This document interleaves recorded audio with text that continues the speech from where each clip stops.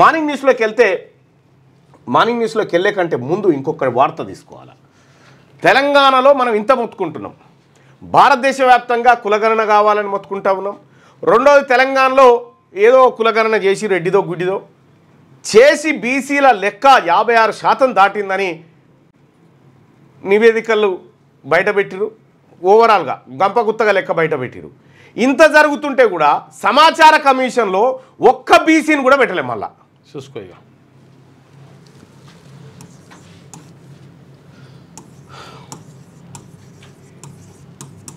RTI commission సంబంధించి right to information act 2005 RTI కమిషనర్కి సంబంధించి ఆర్టీఐ చీఫ్ కమిషనర్గా చంద్రశేఖర్ రెడ్డిని పెట్టిరు.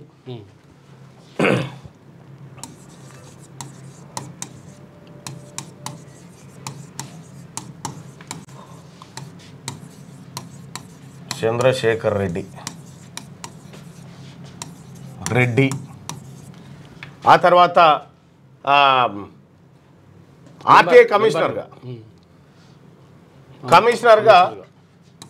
అయోధ్య రెడ్డి. పాపం ఈ అయోధ్య రెడ్డి చాలా మంచివాడు, చెప్తా. మంచివాడు అయోధ్య రెడ్డి. ఆ తర్వాత ఇంకెవరు మెంబర్లు ఇంత బీసీలు ఇంత అదే నిన్న పొన్నం ప్రభాకర్ గారు మాట్లాడే కదా, బీసీలు ఉన్నత పదవులకు అర్హులు గారా. నిన్న ఈ పేపర్ తీస్తే మనకు అర్థమవుతుంది. తెలంగాణ అర్హులు గారా. ఇక ఇంకో ఆయన పివి శ్రీను,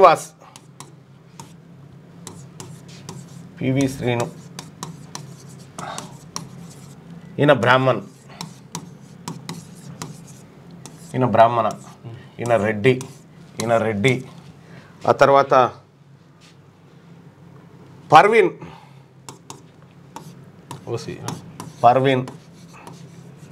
ఈమె ఓసీ, ఎంఐఎం కోట. దేశాల భూపాల్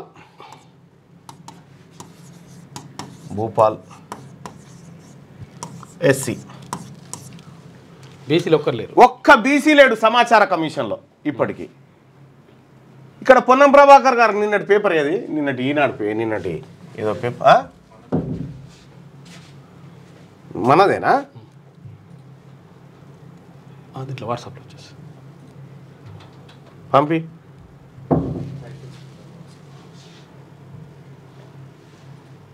ఇదే కదా నిన్న. ఇగో పొన్నం ప్రభాకర్ గారు ఏమంటున్నాడు చూడు, అత్యున్నత పదవులకు బీసీలు పనికిరారా అంటున్నాడు. పోయి అడుగుపో ముఖ్యమంత్రిని అడిగి సమాచార కమిషన్లకు బీసీలు పనికిరారా ముఖ్యమంత్రి గారా అని అడుగు, తెలుస్తుంది నీకు. పదవి వచ్చినంతసేపే ఓ మాట, పదవి వచ్చిన తర్వాత ఇక బీసీలతో సంబంధం లేదు. ఒక్క సమాచార కమిషనర్ని బీసీలను పెట్టించలేకపోయినావు కదా, నువ్వు బీసీ మంత్రివి. మళ్ళా ఇక్కడ ఒక్క బీసీ ఉండడా సమాచార కమిషన్లో? ఒక్క బీసీ వీళ్ళకి ఇచ్చినందుకు కాదు, మా బీసీ ఎందుకు లేడని అడుగుతా ఉన్నాం. వీళ్ళకి ఇచ్చినందుకు కాదు, మా బీసీ ఎందుకు లేడు? పనికిరారా బీసీలు మేము ఓట్లు వేస్తే మీరు గద్దెనెక్కి, బీసీ ప్రజలారా మన బీసీ ప్రభుత్వం వస్తే ఇవన్నీ మనయే, ఇవి మనయే, అడ్వకేట్ జనరల్ మనయే, అన్నీ చేసుకోవచ్చు మనం. ఇక ఒక్క ముఖ్యమంత్రి పీఠం బీసీలకు రావాలి గంతే. అది కూడా గింతకాలం ముంగట మేము ఈ తెలంగాణ జనాభాలో మీరు చెప్పిన లెక్క ప్రకారం 56.7% అన్నారు. ఈ 56.7%లో ఒక్క బీసీ కనిపించలేదా సమాచార కమిషన్కు పనికొచ్చే ఒక్క బీసీ? ఇప్పుడు మీ లెక్క ప్రకారమైన సగం అని ఉండాలి కదా. ఈ 2 కోట్ల మంది బీసీల్లో ఒక్కడన్నా బీసీ ఓడు, సామాజిక సేవ చేసినోడు, ప్రజా ఉద్యమాల్లో పాల్గొన్నవాడు ఒక్కడు కనిపించలేదా?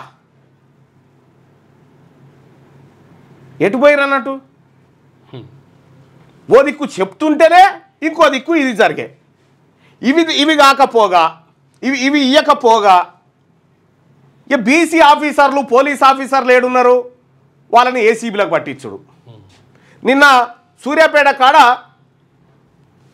డిఎస్పీని, సిఐని ఇద్దరిని పట్టించారు.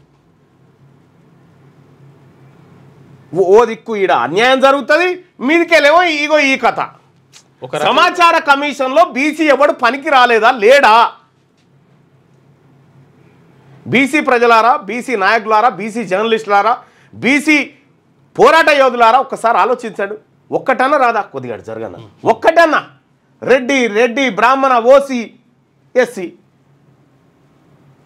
ఏముంది? ఇంకా ఒక్క ముదిరాజు దొరకలే, ఒక్క యాదవ్ దొరకలే, ఒక కుర్మాయన దొరకలే, ఒక గౌడు దొరకలే, ఒక పద్మశాలి దొరకలే, ఓ మున్నూరు కాపు దొరకలే, లేకపోతే మా ఎంబీసీ కులాలకు సంబంధించినటువంటి బిడ్డలు ఎవరు దొరకలే. ఇన్ని కోట్ల మంది ఉండి వీళ్ళు. ఇది కథ.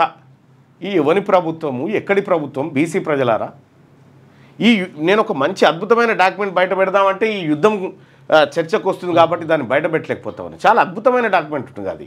ఇక మీరు సెల్ ఫోన్లలో విపరీతంగా షేర్ చేసుకోవచ్చు. ఇక ఇంత అన్యాయం జరుగుతూ ఉంటే సమాచార కమిషన్లకు సంబంధించి ఇగో జీవో విడుదల చేసేది చూడు. నేను గతంలోనే నా దృష్టికి వస్తే నేను జీవో వచ్చేదాకా మాట్లాడను బాయ్సాప్ అని చెప్పి నేను చెప్పడం జరిగింది.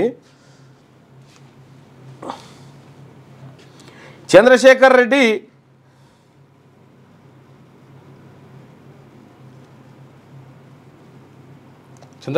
అన్న విద్యాసాగర్ రెడ్డి ఆ ముసలైన కాడ రిన్యువల్ రిటైర్ అయిపోయిన తర్వాత 70 ఏళ్ళు అయినాక ఆయనకు మళ్ళీ రిన్యువల్ చేసింది.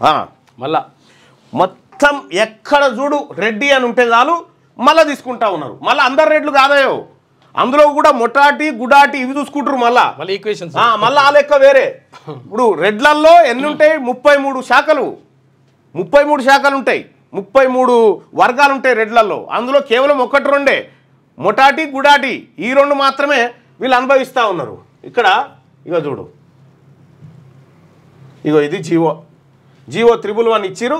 ఈ 311 ప్రకారం పివి శ్రీనివాసరావు, మొన్సినా పర్వీను, దేశాల భూపాలు, బోరెడ్డి అయోధ్యరెడ్డి గారు సీఎం పిఆర్ఓగా ఉండే, సిపిఆర్ఓగా ఆయనని సీఎంఓ ఆఫీసులకేని తీసేస్తందుకు, సిపిఆర్ఓగా ఫెయిల్ అయిందని చెప్పి తీసేస్తందుకు ఈ ఉపాయం కట్టి ఇటు తోలేరు కథం. మళ్ళీ ఈయన ప్లేస్లోకి మళ్ళీ ఇంకో రెడ్డి గారిని తెచ్చారు. అది వేరే. ఇగో ఈ రకంగా జరుగుతూ ఉంటే ఏమన్యాయము! ఇవి ఎంత పారదర్శకంగా జరగాలి? ఏం జరుగుతూ ఉన్నాయి? ఎవరి కోటాల వాళ్ళు తీసుకొని పాయ.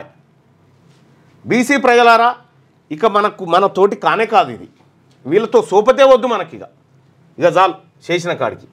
మీ పిల్లలు ఐఐటిఎం సెట్ లాంటి కాంపిటేటివ్ ఎగ్జామ్స్కి ప్రిపేర్ అవుతున్నారా? జాబ్స్ కోసం చేసే ప్రయత్నంలో విఫలమవుతున్నారా? ఇంగ్లీష్పై పట్టు సాధించలేక పోటీ ప్రపంచంలో వెనుకబడుతున్నారా? స్టేట్ సిలబస్ అయినా సెంట్రల్ సిలబస్ అయినా అన్ని సబ్జెక్టులు ఇప్పుడు ఒక్క క్లిక్లో. షేక్ స్పైకర్ ఇప్పటి వరకు ఎవరు తయారు చేయలేని విధంగా రూపొందించబడిన సరికొత్త యాప్. ఇప్పుడే షేక్ స్పైకర్ యాప్ని ప్లేస్టోర్ నుండి డౌన్లోడ్ చేసుకోండి. కేవలం 1000 రూపాయలకే 7 ఏళ్ల పాటు సబ్స్క్రిప్షన్ పొందండి.